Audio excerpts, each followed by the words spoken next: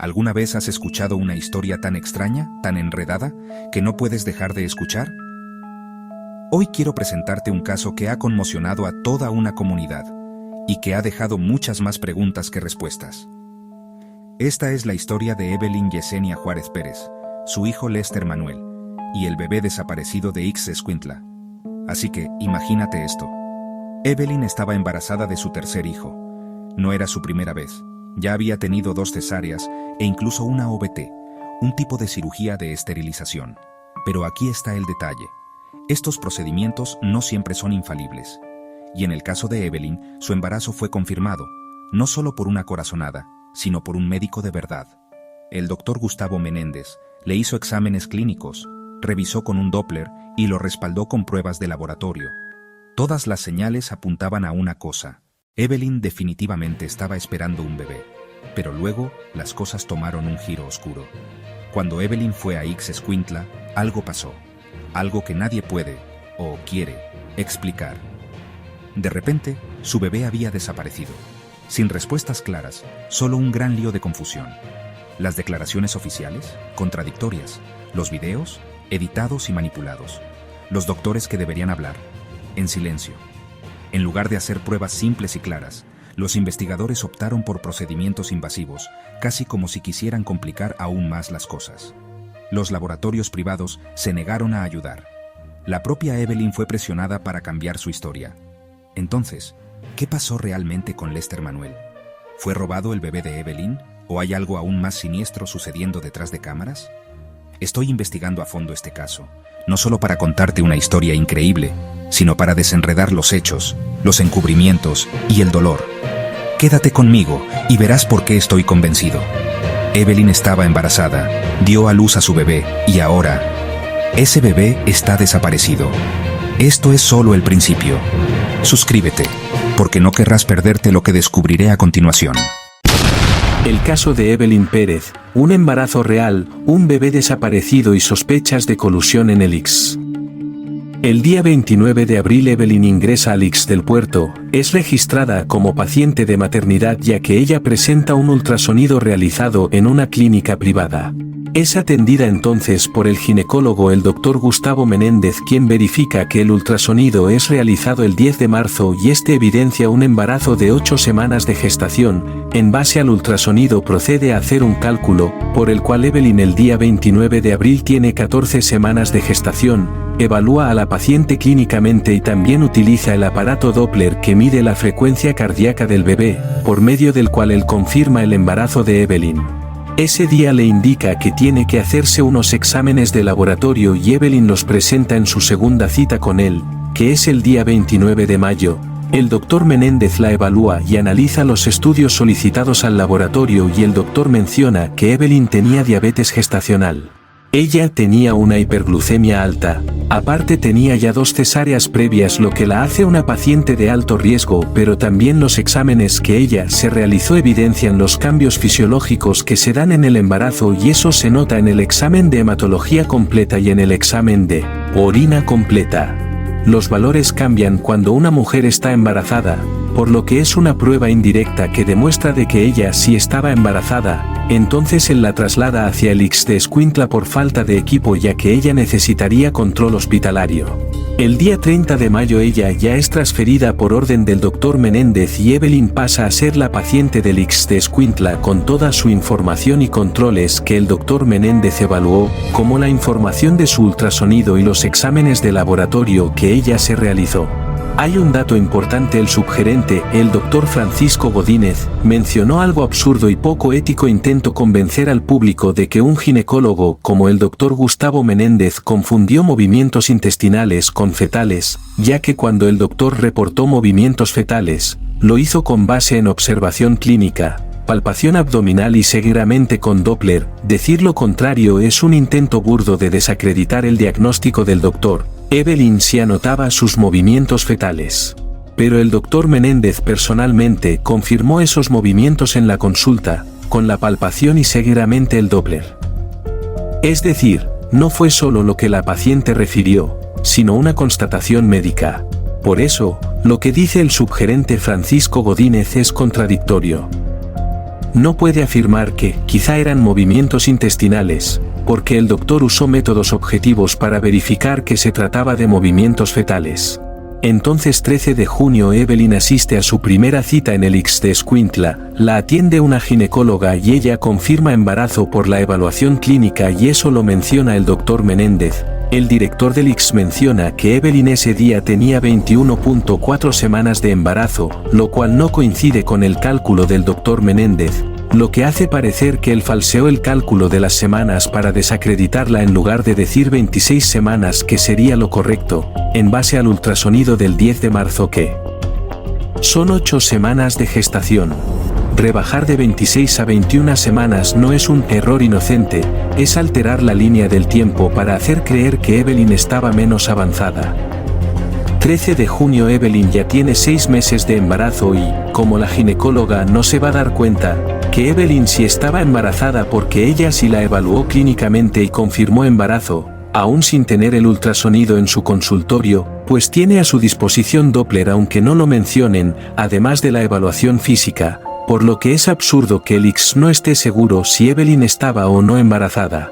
Sin embargo, ese día esa doctora le indica que debe realizarse un nuevo ultrasonido y nuevos exámenes de laboratorio y debe traerlos el día de su siguiente cita, que sería el día 15 de julio.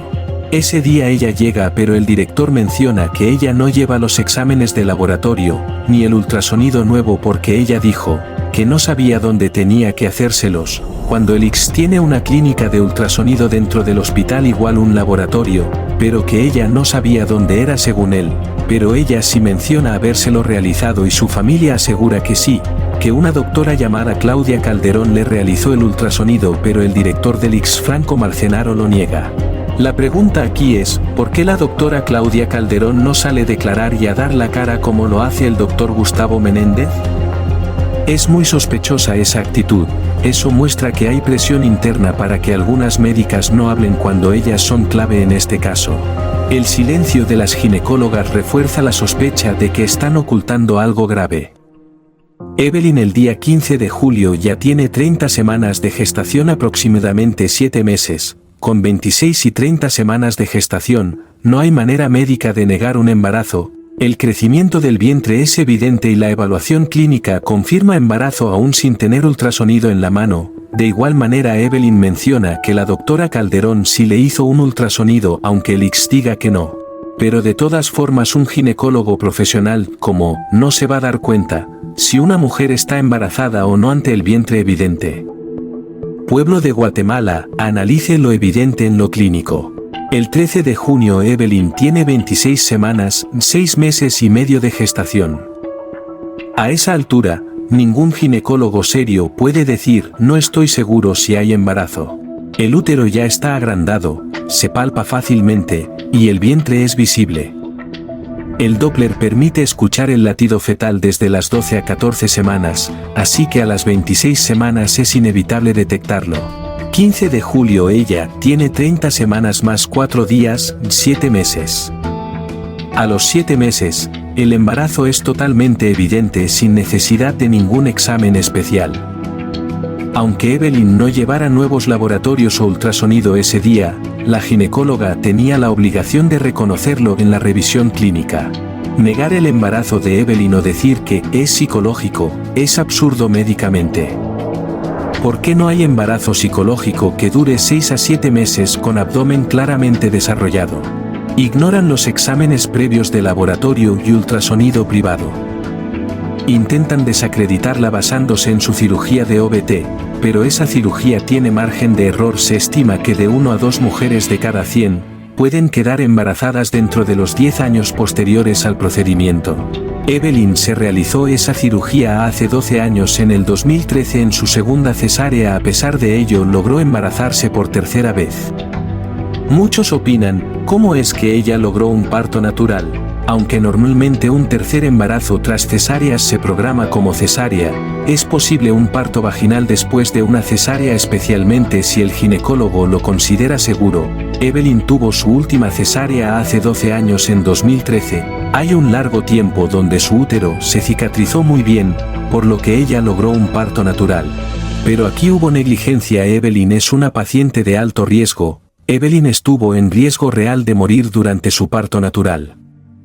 El hecho de que sobrevivió y logró el parto natural no elimina el peligro que enfrentó. Lo más seguro y correcto, médicamente, habría sido una cesárea programada dadas sus condiciones, y aquí es donde surge una fuerte intriga. ¿Será que lo que querían es que Evelyn muriera? ¿Por qué ella sí estaba en riesgo? Y surgen hipótesis, porque el 20 de octubre del 2024 María René Adalí Hernández Ruiz, de 18 años con 8 meses de embarazo, ingresó al ICS por emergencia por un cuadro clínico de intoxicación. No lograron salvarla y ella falleció.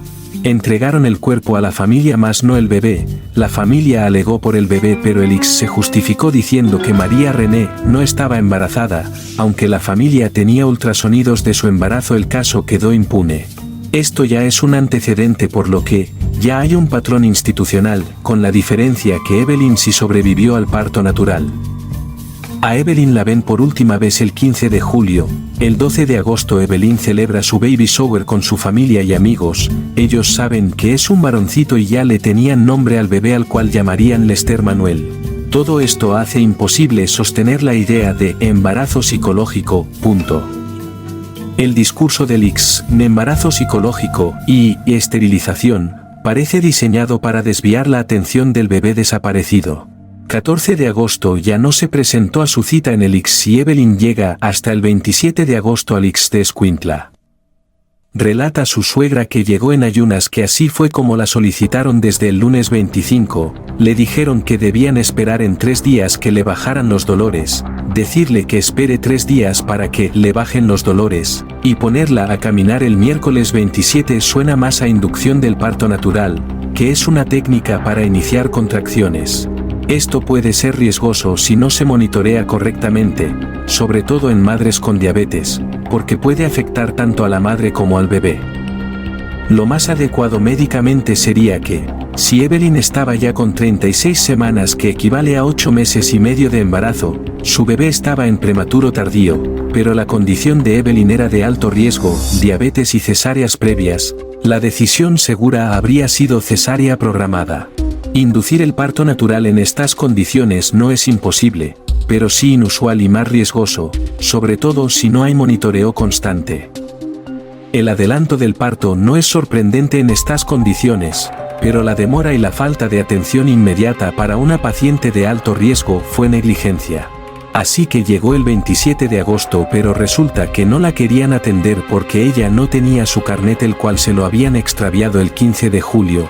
El esposo de Evelyn tuvo que ir al ICS del puerto para solicitarle al doctor Menéndez un carnet, ya que no querían atender a su esposa. Evelyn llama a su esposo justamente cuando él se encontraba con el doctor y este le dice a Evelyn por llamada que solo debía mostrar su DPI, ya que Evelyn aparece registrada en el sistema, ya que los datos del carnet también está en el sistema digital del ICS, así que debe dirigirse a emergencias y decir que es una paciente embarazada de alto riesgo y mostrar el DPI. El esposo aún así lleva el carnet nuevo y Evelyn es atendida. La suegra relata que una doctora le tomó los signos vitales y le dijo a Evelyn que si podía tener a su bebé por parto natural, pero que debía caminar. Es por eso que a ella se le ve caminando y caminando en los pasillos del ICS, como mencionaba el director del ICS, Franco Marcenaro, en cuanto a la actitud de Evelyn. Ahora bien, sí es creíble que la hayan inducido al parto natural, pero no es la práctica más segura para alguien con su historial.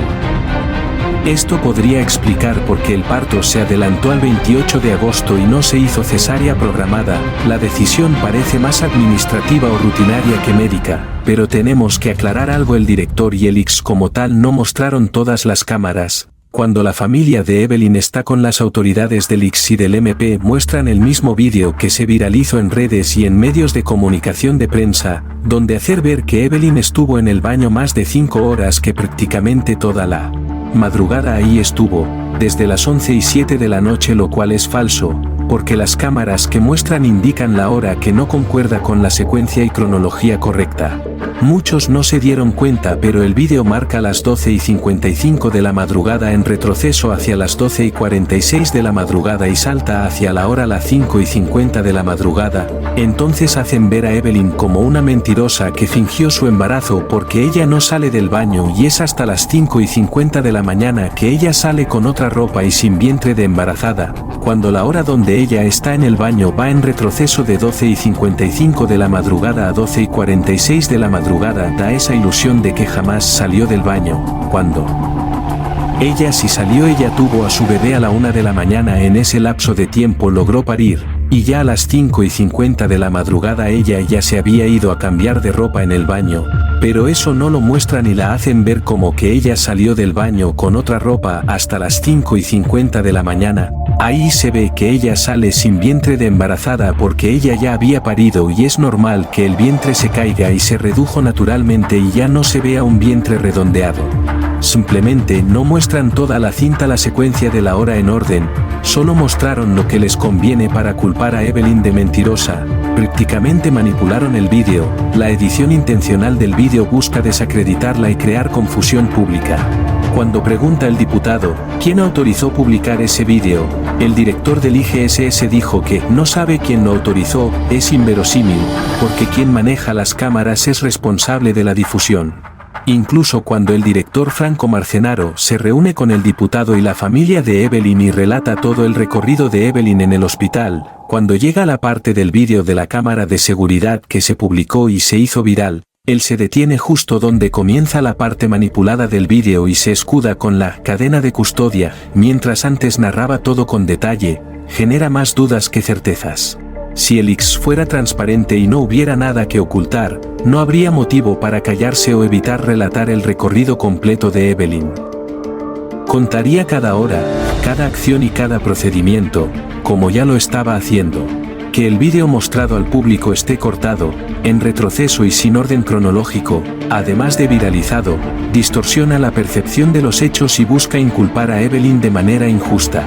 Su silencio en ese punto específico refuerza la idea de manipulación. Sabe que si dice la verdad sobre esas horas, la versión oficial se derrumba, y queda en evidencia la negligencia y posible colusión de personal del X. Por lo que debemos entender que Evelyn sí parió a su bebé a la 1 de la mañana en ese lapso de tiempo. Por eso Evelyn ya no se le veía el vientre de embarazada a las 5:50 de la mañana. Evelyn antes de las 11 de la mañana todavía le cambió el pañal a su bebé y le puso una mudada roja, y una enfermera le dijo que debía llevarse a su bebé porque tenía problemas respiratorios. Evelyn asegura que su bebé no tenía ningún problema, que el bebé estaba sanito. Los bebés prematuros tardíos son bebés que respiran bien y están bastante listos para la vida fuera del útero. El bebé de Evelyn probablemente no habría tenido problemas respiratorios graves, y la afirmación de que tenía problemas respiratorios y necesitaba llevárselo parece exagerada o sospechosa, sobre todo porque parió a un prematuro tardío de 36 semanas. Además, no se puede ignorar que Evelyn mencionó que no le colocaron brazalete a ella y a su bebé, y esa es una acción muy negligente y sospechosa porque da la impresión que ya se tenía planeado la sustracción del bebé. Y es a las 11 de la mañana cuando el bebé de Evelyn desaparece y ya nadie más supo de él. Evelyn sí estuvo embarazada, el bebé existe y está desaparecido. Comunicado falso sobre INACIF. El X afirmó que INACIF confirmó que Evelyn nunca estuvo embarazada, pero según el personal de INACIF, ellos solo entregan peritajes al MP y al organismo judicial. Nunca envían información a terceros ni a prensa. Esto significa que el comunicado del X es falso y difamatorio, porque el INACIF no puede haber hecho esa afirmación públicamente, pero ahí va la interrogante: ¿por qué el X se atrevió a confirmar que Evelyn no estaba embarazada cuando la información de los peritajes solo se envían al MP y no a terceros? Si el X fuera intachable y transparente, que no tiene nada que esconder, ¿por qué recurre a actuar con irregularidades sospechosas? El vídeo viral y el comunicado falso generaron difamación, haciendo que mucha gente dudara de Evelyn. Esto demuestra un uso indebido de recursos institucionales para manipular la opinión pública, lo cual es muy grave. Hay una línea de irregularidad institucional que se refleja en cómo manejan evidencia y comunicación, porque incluso la prensa defiende y apoya la narrativa del X. Por eso se prestaron para publicar un comunicado donde la información no era verídica. Como medios de comunicación deben investigar antes para confirmar hechos.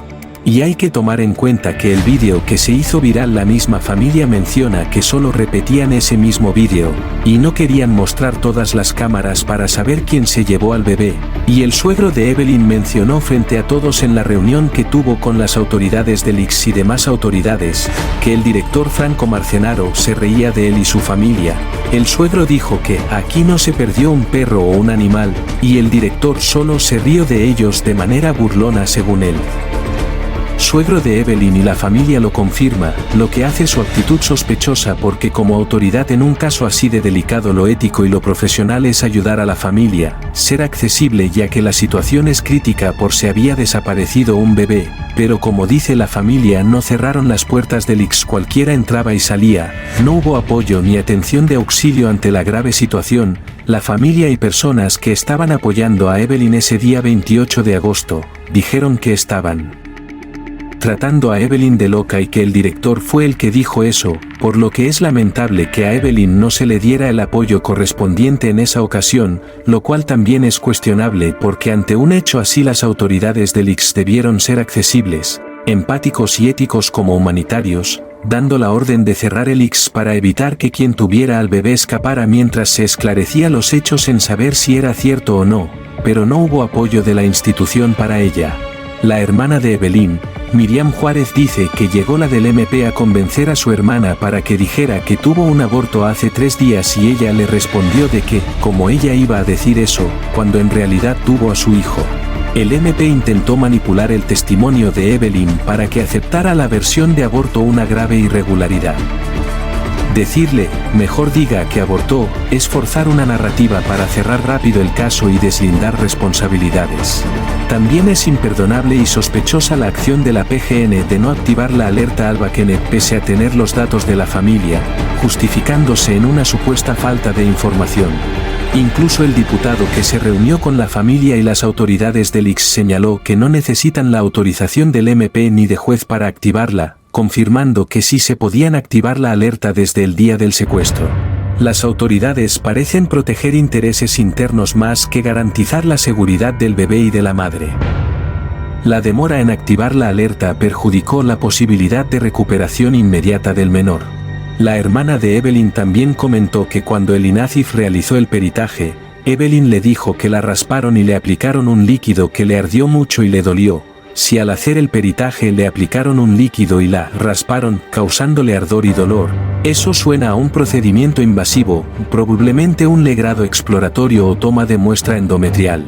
El problema es que un peritaje forense en el caso de Evelyn no debería causar daño innecesario. Se pudo haber evaluado con ultrasonido pélvico, examen físico y pruebas hormonales sin hacer algo tan agresivo. El hecho de que Evelyn quedó con dolor ya sugiere que lo que hicieron no fue un simple chequeo. La hermana también menciona que Evelyn tiene puntos y como ella se va a poner puntos ella solita en el baño, es evidente que tuvo un parto. En un peritaje forense, un legrado es delicado porque destruye la evidencia natural del embarazo reciente. Si una mujer acaba de parir, su útero queda agrandado y con restos del tejido del embarazo. Si hacen un legrado, eliminan ese tejido que serviría como prueba clara de que sí hubo gestación y parto. Además, no era necesario para comprobar si Evelyn estuvo embarazada y de qué parió, bastaba con ultrasonido, el útero aún se ve agrandado y vacío tras el parto. Examen clínico externo, vientre flácido, cambios en mamas, loquios igual a sangrado postparto. Examen hormonal, niveles de prolactina, gonadotropinas, etc. Es decir, no hacía falta algo tan invasivo y doloroso. Entonces, ¿para qué lo hicieron? Aparentemente, si el ICS o el MP querían negar el embarazo, un legrado podía borrar rastros claros de gestación. Después, solo dirían, no encontramos restos gestacionales, por lo tanto no estaba embarazada. Pero omiten que ellos mismos eliminaron esa evidencia con el procedimiento. El legrado uterino raspa o aspira el interior del útero, sobre todo el endometrio, la capa interna. Con eso, si pueden eliminar restos de placenta o tejido que servirían como evidencia directa de embarazo o parto reciente. Pero el legrado no cambia el tamaño del útero. Después de un parto, el útero queda agrandado y tarda entre 4 a 6 semanas en volver a su tamaño normal. Eso se detecta en un examen físico o un ultrasonido, aunque hagan legrado. Además, si Evelyn realmente tuvo un parto natural, quedaban puntos en el perineo, vagina y signos de desgarro o episiotomía. Eso no se borra con un legrado. Esto hace más raro aún que el INACIF no se haya centrado en esas evidencias físicas tan claras y, en cambio, se apoyara en procedimientos que parecían más para limpiar que para comprobar. El INACIF mencionó que Evelyn y sus familiares no querían que se le realizara el peritaje forense hasta tener a su abogado presente, lo cual es válido que Evelyn y su familia quisieran esperar a su abogado antes de los peritajes. Eso está dentro de la ley y sus derechos. El hecho de que le hayan practicado aparentemente un legrado sin justificación y sin consentimiento puede considerarse una vulneración a sus derechos médicos. Lo correcto hubiera sido realizar un ultrasonido, no un procedimiento invasivo y una prueba de sangre, HCG, después de parir. Tras el parto, la hormona del embarazo HCG no desaparece de inmediato.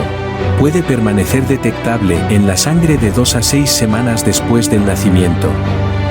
Si Evelyn parió el 28 de agosto, un examen en laboratorio privado todavía podía demostrarlo justamente los primeros días.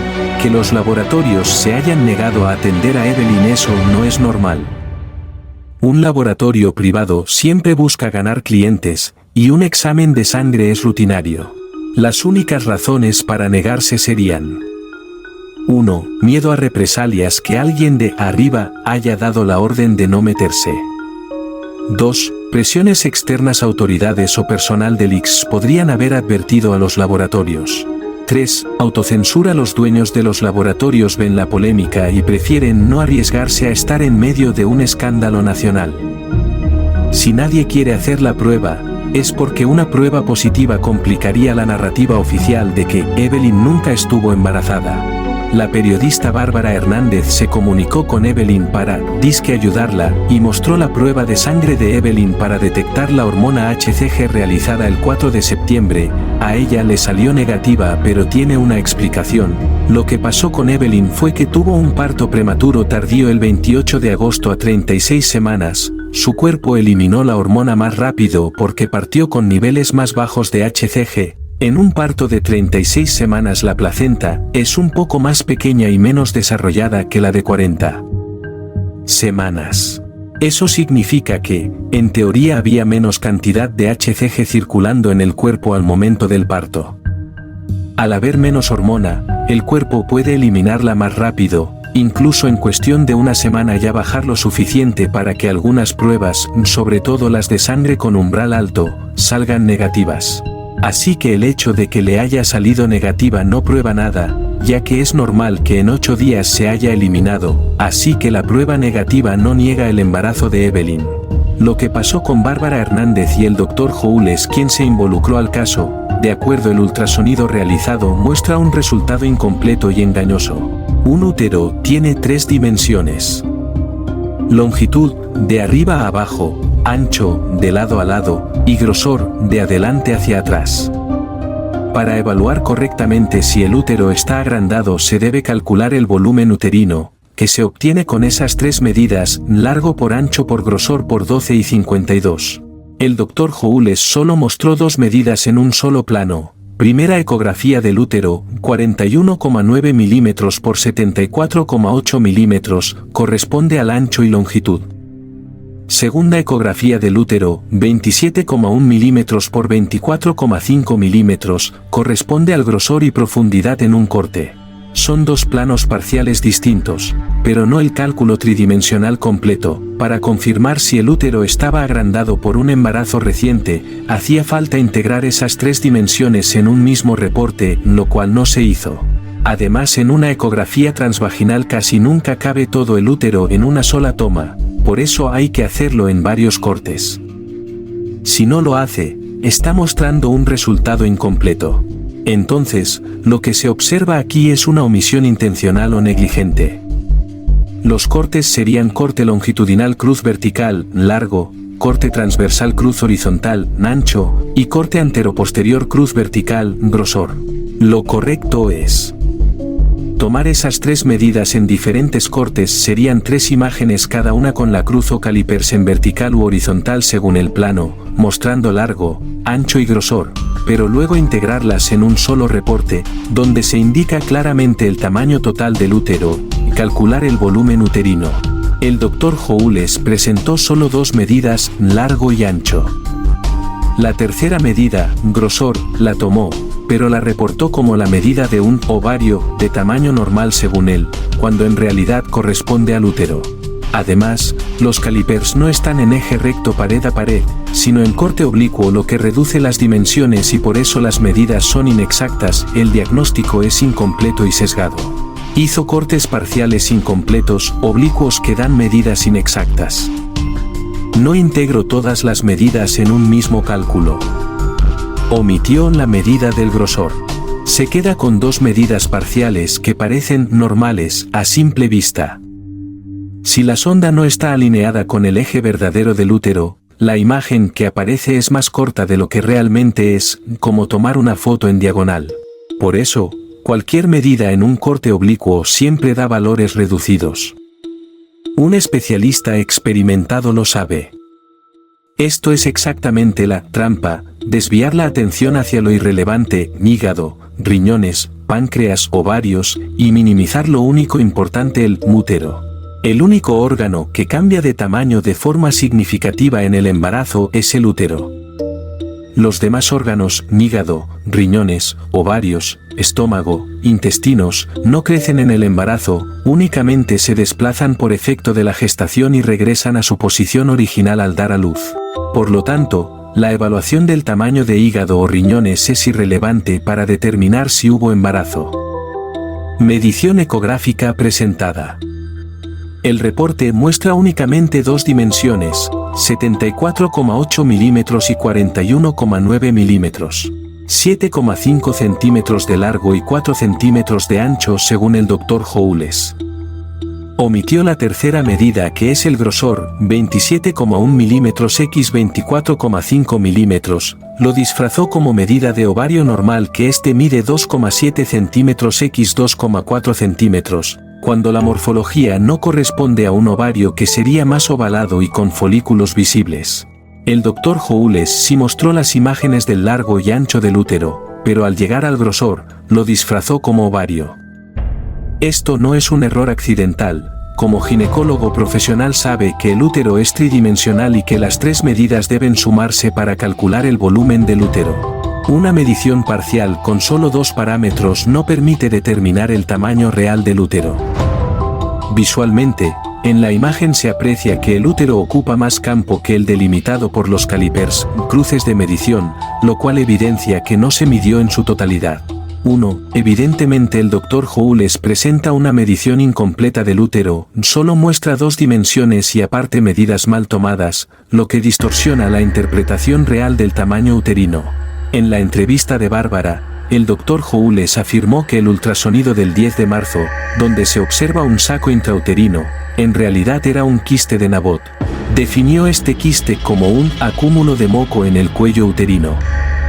Sin embargo, aquí está la trampa: un quiste de Nabot siempre está en la periferia del cuello uterino, cervix, y mide apenas unos milímetros. En cambio, el ultrasonido de Evelyn muestra una estructura redondeada bien definida anecoico dentro de la cavidad del útero, de tamaño mucho mayor, compatible con un saco gestacional de 8 semanas. Esto significa que el Dr. Howles tergiversó intencionalmente la localización y el tamaño, para negar un embarazo que sí estaba documentado y confirmado por el Dr. Menéndez. El ultrasonido del 10 de marzo, cuando apenas Evelyn tenía 8 semanas.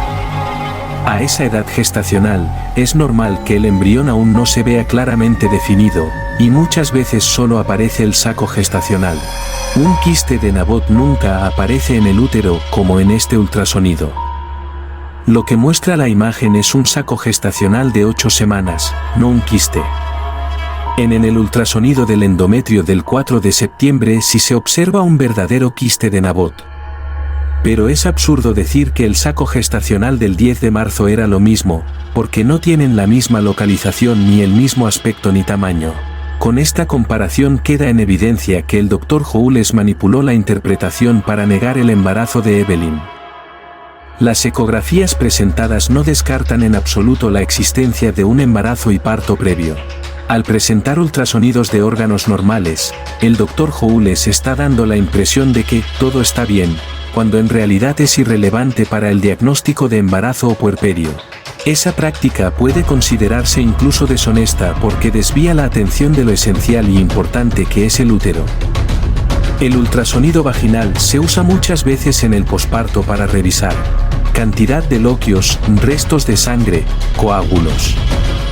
Si quedaron restos de tejido placentario. Estado del endometrio y cavidad uterina. Pero en el caso de Evelyn, 1. Ella denunció que en el INACIF le hicieron un legrado, le rasparon y le aplicaron un líquido que le ardió. El legrado retira el contenido intrauterino, restos del embarazo y loquios. Después de un legrado, es lógico que en el útero ya no aparezca sangre ni restos en el ultrasonido, porque fueron extraídos. 2. Entonces, si el Dr. Howells usó el ultrasonido vaginal para probar que Evelyn no tenía loquios, eso no es evidencia de que no estuvo embarazada, sino una consecuencia del procedimiento previo del INACIF. 3. En conclusión, no había forma de encontrar loquios porque ya habían sido removidos. Lo único que realmente podía dar evidencia era el tamaño del útero y el proceso de involución uterina. Usar la ausencia de loquios como argumento en contra de la paciente es una manipulación, porque el médico debía tener en cuenta el antecedente del legrado. Dicho de otra forma, el Dr. Howells omitió deliberadamente el contexto, que el INACIF ya había intervenido, y aparentemente se aprovechó de un hallazgo lógico, ausencia de loquios, para desacreditar a Evelyn. La evaluación realizada por el Dr. Howells es deficiente e incompleta, ya que únicamente presentó 2 medidas parciales del útero sin calcular su volumen real ni mostrar el órgano en su totalidad, a pesar de que la ecografía transvaginal lo exige para una valoración objetiva. Con estos datos fragmentados, su diagnóstico carece de contundencia científica para concluir que la paciente Evelyn Yesenia Juárez Pérez no estuvo embarazada. Además de señalar que el ultrasonido del 10 de marzo diga que Evelyn tenía un quiste de Nabot y número 8 semanas de embarazo deja en claro que Evelyn sí tuvo un embarazo. La diferencia de ubicación y tamaño entre un quiste de Nabot y un saco gestacional es abismal. El quiste se halla en el cuello uterino cervix y el saco gestacional dentro de la cavidad uterina en el endometrio, tal y como se ve en el ultrasonido, y cualquier ginecólogo lo sabe. El Dr. Howells no podía confundirse, lo presentó así de forma intencional para desacreditarla. Al limitarse a exponer información incompleta y mencionar órganos irrelevantes al proceso de gestación, el dictamen no solo resulta técnicamente insuficiente, sino que además contribuye a desacreditar a la paciente frente a la opinión pública. Esta conducta es antiética, pues un profesional de la salud tiene la obligación de emitir juicios y diagnósticos completos, claros y basados en toda la evidencia disponible, no en mediciones parciales que distorsionan la realidad clínica. Todo apunta a que el embarazo de Evelyn era legítimo y que el ICS actuó con negligencia. La falta de brazaletes, el extravío de carnet y la desaparición del bebé son señales graves de irregularidad institucional. La versión del director y subgerente, sumada a la falta de declaraciones de las ginecólogas, refuerza la sospecha de encubrimiento. Evelyn sí estaba embarazada, confirmado por evidencia clínica, Doppler, ultrasonido privado y laboratorios. El ICS difundió información falsa y manipulada, creando un daño mediático y social contra ella. Existe antecedente de irregularidades similares, lo que refuerza la sospecha de un patrón institucional. Existe una cadena de irregularidades y negligencia sistemática. 1. ICS. Manipulación de vídeos, negación del embarazo, justificación falsa sobre la esterilización más embarazo psicológico. 2. INACIF. Peritaje invasivo no necesario. 3. PGN. No activa la alerta ALBA Kenneth 4. El MP intentó manipular el testimonio de Evelyn para que aceptara la versión de aborto grave e irregularidad. 5. Los medios de comunicación alineados en apoyo al ICS para desacreditar a Evelyn. Sin embargo, Evelyn guarda silencio frente a las autoridades no porque no tenga nada que decir, sino porque ya la dañaron al señalarla de mentirosa. Esa desconfianza la mantiene retraída, pues sabe que en esos espacios no encontrará comprensión sino juicios. En cambio, cuando su comunidad salió a manifestar, ella sí se presentó y habló, porque ahí sintió respaldo, calor humano y confianza. Su actitud refleja el dolor de una mujer que perdió a su bebé y fue revictimizada por quienes debían apoyarla. El shock postraumático y la tristeza profunda hacen que a veces calle, la fuerza de su comunidad la impulsa a alzar la voz para aclarar que nadie tiene derecho a inventar ni juzgar su historia. Querido pueblo de Guatemala, este caso nos muestra que no todos tenemos el mismo poder frente a las instituciones. Evelyn es una madre que sí tuvo a su hijo, que fue víctima de una injusticia y que hoy lucha por la verdad, pero sola no puede enfrentar a quienes tienen el poder de manipular la información. Lamentablemente, en nuestras instituciones existe mucha corrupción. No podemos juzgar a todo el personal, pero sabemos que los malos siempre ocupan los puestos de mayor poder, y los buenos no pueden actuar con libertad. El pueblo está solo, no tenemos presidente, nuestras autoridades fallan, y en un sistema que no nos protege, solo nos queda apoyarnos entre nosotros. Por eso debemos apoyar a Evelyn Yesenia Pérez Juárez, una madre que sí tuvo a su hijo Lester Manuel y que hoy enfrenta la injusticia sin los medios ni el poder para defenderse. Aunque la justicia terrenal no llegue, la justicia divina no permitirá que quienes le hicieron daño queden impunes. El llamado es claro, unámonos como pueblo, difundamos la verdad y exijamos justicia para Evelyn y su bebé. No la dejemos sola, porque juntos somos más fuertes que la injusticia de unos pocos.